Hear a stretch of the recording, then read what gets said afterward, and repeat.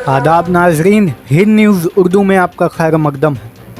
एक अहम खबर, मटिया बुरुज गार्डन रिच में पुलिस ने ड्रोन के जरिए कैमरा जायज़ा लिया। कोलकाता के गार्डन रिच और मटिया बुरुज में भी लॉकडाउन के दौरान पुलिस ने ड्रोन कैमरा की मदद से पूरे इलाके का जायज़ा लिया, जिसकी क़यादत खुद deputy commissioner port division Mauvin कफील अहमद हाशमी कर रहे थे, जबकि इस मौके पर अफसर इंचार्ज मटिया बुरुज थाना राबिन बनर्जी समेत मुतअद्दिद आला एहलकारों की जमात भी मौजूद थी।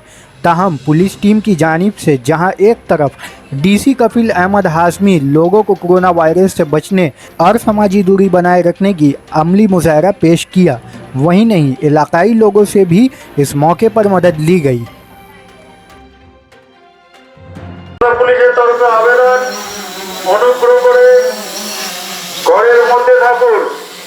একান্ত জরুরি প্রয়োজন ছাড়া অযথা বাইরে বেরিয়ে